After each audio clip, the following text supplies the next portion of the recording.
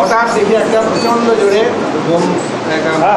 আওয়াজ, এইখানে একটা লাল একটা আগুনের মতো দেখলাম।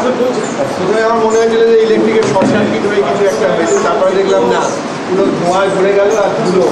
আমি তাড়াতাড়ি ব্যাগটা নিয়ে ওইখানে সরে গেলাম, আর কানে আর কান পুরো বন্ধ হয়ে যায়। আচ্ছা, তারপরে তাহলে কেন বোমটা মারলো কেন? সে তো আমরা এখন সেটা তো বলতে পারবো না। পরীক্ষা শেষ হয়েছে। কি পরীক্ষা শেষ হয়েছে?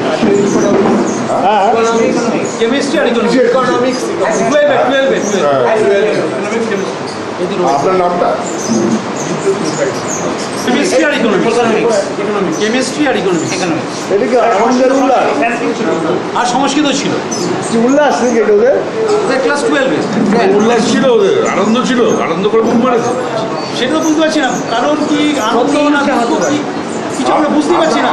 আমাদের তো এখনো আতঙ্কে ঘোর কাটছে না, আমরা বুঝে উঠতে পারছি না কি হবে, এবং পরবর্তী দিনে যে পরীক্ষা দিতে হবে কী করবো আমরা, মানে খুব অসহায় অবস্থায় আছে।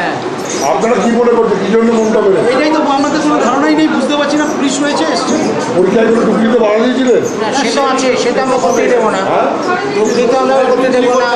আমরা অনেক সময় সে টুকরি নিয়েছি। এইবার আরও কিছু আছে কিনা বাথরুমে গিয়ে যখন সেখানে অনেকক্ষণ সময় 10-12 মিনিট থেকে তারপর যখন আসছে তখন সঙ্গে সঙ্গে চার্জ করছি, পকেট থেকে বের করছি যে কিছু তাকে বের করো, তখন অনেক টুকরি তখন পাচ্ছি। সেটা একটা রাগ হতে পারে, অনেক কিছু কারণ থাকতে পারে। কারো পরীক্ষাটা খারাপ হয়েছে, হয়তো প্রশ্ন ওদের মনের মতো যে ওরা যা পড়ে এসছে সেভাবে আসেনি, পারেনি, সব মিলিয়ে আমার মনে হচ্ছে। কোন স্কুলে সিট পড়েছে? হ্যাঁ, কোন স্কুলে? হ্যাঁ, কোন? জগদ্দল চশমেরাম। কতজন স্টুডেন্ট ছিল ওখানকার? ওখানকার কত ছাত্র পড়েছে চশমেরাম আমাদের টোটাল কত বলতাম? 350। আমার নাম সমরেন্দ্র চক্রবর্তী।